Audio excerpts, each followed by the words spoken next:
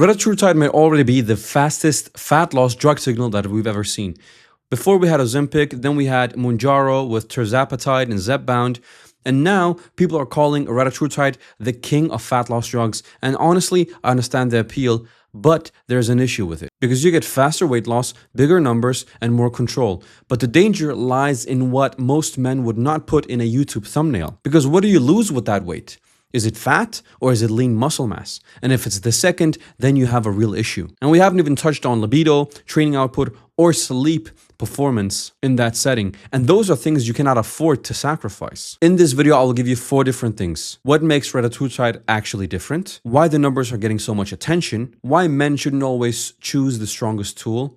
And at the end of this video, I will give you my exact orientation layer so you can make the best decision for yourself before looking at such a powerful drug and tool that Retatrutide actually is. So stick around to the end to understand how you should move forward and if you should even move forward with something like this. If you want the bigger orientation before chasing any peptide, you can download my free peptide overview guide. It's going to be the first link in the description, and it's probably going to be the safest place for anyone to start. Now, my name is Al-Najaar. I'm a medical doctor and I specialize in men's hormonal health, fertility, and performance. And I'm not here to give you a protocol. I'm here to show you my decision layer and how you should think about this so we can go from avoiding disease to actually improving performance. And so I'm obviously biased, but exactly that, the improving performance part, is very important to say out loud because the internet will make everything simple. Is it either strong or weak? Is it good or bad? Is it safe or is it dangerous? And all of that is lazy thinking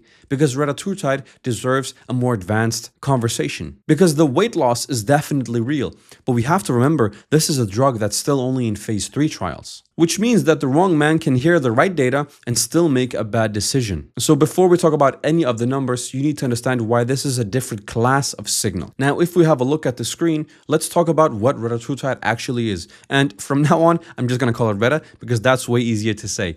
So Reta is a triple signal drug. It works on GLP-1, GIP, and glucagon. But what does that mean? So GLP-1 is signaling for appetite and satiety. GIP will give you a metabolic signal, and glucagon, which is really the newest part of these signaling molecules and these drugs essentially, handles energy signaling. And glucagon makes it a bit more advanced because most people know this as the hormone that raises blood sugar, but it does so much more. And so in the drug developmental context, we're looking at appetite regulation, liver fat, weight, energy handling, and even cardiometabolic markers. And some people would call this Ozempic 3.0. And that's useful for a thumbnail, but that is just too simple. And so here's the reframe, because with a stronger signal, you have less room for guessing. Now, this is the reframe that I want you to make. I want you to go from the weak filter, which is having no baseline, so no blood work, not eating enough protein, not sleeping properly, and having an unclear training plan. And so if you put something like Reta on top of this, it's going to expose every single weak marker in your system. Instead, what I want you to look at is your body composition, your basic blood work, your symptoms, your training, your sleep, and a long-term plan, all of that read together. And we haven't even talked about fertility planning because that is obviously also important for some of you guys watching. And then on top of that, you have gallbladder history, you have medications, and probably the worst of them, pancreatitis risk. And all that has to be read together. But this is one of the reasons that the numbers are so exciting, but the numbers are probably also one of the reasons that men actually lie to themselves and just get on the Reta train. And so let's talk about the numbers because the numbers are hard to ignore. And this is why people call Retatrutide the king even before it's actually out. Looking at it from another perspective, it's actually interesting in this modern day and age how we have a peptide, basically, drug that's not even out, that has a bunch of anecdotal evidence already while only being in phase 2 and phase 3 trials. But let's go back to the data. There was a phase 2 trial that was published a few years ago that showed at 24 weeks, the people who got 12 milligrams of Retatrutide, Reta, had an average weight reduction of 17.5%. At 48 weeks, that reached 24.2%. Last month, Eli Lilly, the drug company that produces Retatrutide, released phase 3 triumphant results. And so, Obviously, we have to be careful because this is data that is published by the company itself and it's not peer reviewed. So just take this with a grain of salt. Remember that. Here, the 12 milligram arm lost an average of 28.3% of body weight at 80 weeks, and 45.3% reached at least 30% weight loss. Those numbers are insane. That's probably the best way to put it. We are getting into bariatric surgery territory here with a 1 weekly injection. And it's clear that when men hear these numbers, they stop and listen carefully. Because he might hear a leaner waist, stronger face, better jawline, better glucose control. But the issue is, even if he loses weight, the scale will not tell the whole story. Because what about the muscle mass? What about strength?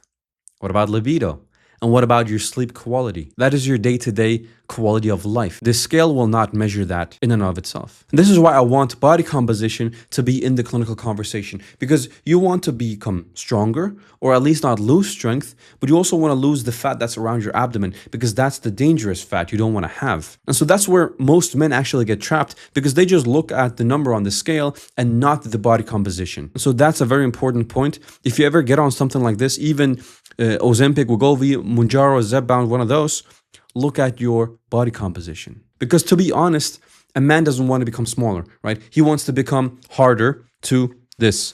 He wants to become stronger. He wants to be better. He doesn't just want to become smaller and have a lower number on the scale. Because this is the example that I've seen out in real life. A man will lose 25 kilos in 3 months, but what has he lost? He's lost his muscle mass. He's lost his libido. He's lost his energy levels. And is that really worth it then? Have you done it properly? Probably not. And this is exactly where men will make this very simple mistake, because they're used to using tools and by brute forcing their way into becoming successful. You can't do that here. You don't want your lifts to be down, your muscles to be weaker, your sleep quality to be worse. You want to protect that while dropping the weight. So you want to do a proper recomp. And inside of my own work, I've seen guys double their testosterone in a few months, drop 10 kilos, get more energy, wake up at 6 a.m. with no issues whatsoever, become present with their families again. And all of that didn't come from one single marker. It was looking at the whole pattern. This is what I talk about when I talk about the foundation. You want to look at your diet, your exercise, your sleep, and your stress management. And then everything else around you in your life. You can't just look at your weight and forget everything else. And that's why I really care about these videos. It's not to answer questions about what the glucagon receptor does or what happens when you activate GLP-1. That doesn't matter. People don't come to me for that stuff. They come to me because they want to change their life in a safe manner while protecting what they want. They come because their life isn't at that standard that they're used to living at. And that's also why I've made the peptide overview guide. It's to make it easier for men like you to get a head start, to do this in a safe manner if you ever want to look at this, but at least have the information. Because I want you to slow down before you just pick one compound and have that become the whole conversation. Because if the intervention changes your appetite faster than you can protect your sleep quality and your lean muscle mass, there's already something wrong with your strategy. So before we even talk about why Reta is good or bad, you need to understand you need a better filter. And so let's touch on the biology behind this, because you have a metabolic signal. It's not simply a cosmetic result if you're on something like a GLP-1 agonist. Because you can look at appetite. What's going to change with your satiety and your intake pressure? What about your fuel? How does this manipulate your glucose and energy balance? And what about the rest of the context? Your training, your sleep, your fertility, your meds, and other risk factors in your life. Because there is far away from mechanism to human signal to then decision. First, you have the mechanism. It works as a triplet receptor idea. That's what we know about it, right? It's the GLP-1, the GLP, and the glucagon. Then you have the human signal. We've seen that it has dose-dependent weight loss, which means from the trials that we have that the higher dose you take, the more weight loss you will have. But in the end, the clinical decision, which isn't sexy and which isn't talked about that much on the internet, because everyone should just take peptides, you have the man in front of you. Does it even make sense for a guy like you who's watching this video to get on something like Mounjaro or Ozempic or Wegovy or any of these other drugs. Because the drug is one input, but the whole man is the system. You have to look at this holistically. That's what I like to do, right? You have a work travel, then you have family dinners, you have sleep debt, and then you have fertility plans. All of these need to be taken into account before you make a major decision like getting on a peptide. And even if you do get on something like this that isn't regulated and isn't approved for use yet, there's so much we don't know other than what the company has published themselves. And so now let's talk about the exact decision filter that I use. And that should help you make your own personal decision. And even better if you can speak with a doctor about this, because obviously none of this is medical advice. You're just watching a YouTube video that is giving you information and education only. Good. So here's the filter. Question 1, what do you want to lose? If you say fat, that's good. You don't want to lose weight. You want to lose fat. Because if you're losing strength, if you're losing a lot of lean muscle mass, then that's a bad trade. Second question, what is your baseline? Have you looked at your body composition, your waist, your blood pressure, your glucose markers, your liver, other metabolic markers? What about hormones, your appetite, your sleep, your training pattern? Have you mapped out this baseline? Because you at least need that baseline before putting in an input. Third question, what's your protection plan? Simply, what are you doing to protect your muscle mass? Are you getting enough protein? Are you doing strength training? Are you getting enough quality sleep? Enough structure around you so you don't become medically lighter, but also physically weaker at the same time. Fourth question is, what are your tolerance issues? Because the most common advertorial events, so side effects basically, were gastrointestinal, nausea, vomiting, diarrhea. And those matter if they interfere with your travel, if they interfere with your work, or if they interfere with your protein intake or workouts. And then the fifth question, what happens after? What is the long-term strategy here? Because if you tell me, I'm just going to take this until all of the weight is off, then my friend, that is not a strategy. That's simply momentum with a prescription label. And that's exactly why I built Apex, because I kept seeing this day in and day out. Guys getting on different peptide protocols before they even fixed the baseline because they thought that that next new thing would solve all of their issues. And we're talking about smart men who has money, who has data, but they're still making the wrong decisions. So it's just important to understand that more inputs doesn't fix the problem.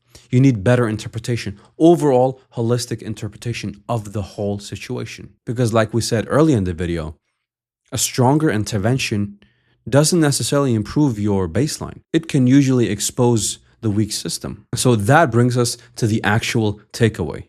Reta may already deserve the label, the king of fat loss drugs. But the king is still investigational. It has not been approved for human use. And for men, the real game is not chasing the strongest drugs, because you can still do this with the drugs that are out. You can also do it without any drugs. But the real game is building the strongest decision system. Because if you use powerful tools like some of these peptides, you can win the scale, but you can lose the man, which means you can drop the weight, but you're losing muscle mass and you're losing strength day by day. And for the long term, that's not the result you want. So if you're curious about peptides, start with the free peptide overview guide. It's the first link in the description. But if you already know that your issue is execution, is having a proper baseline, and then interpreting all of that data together, the next step would either be getting into my Apex group program or applying to work with me one-to-one. Both of those links will be in the description below. And if you want the wider peptide safety conversation,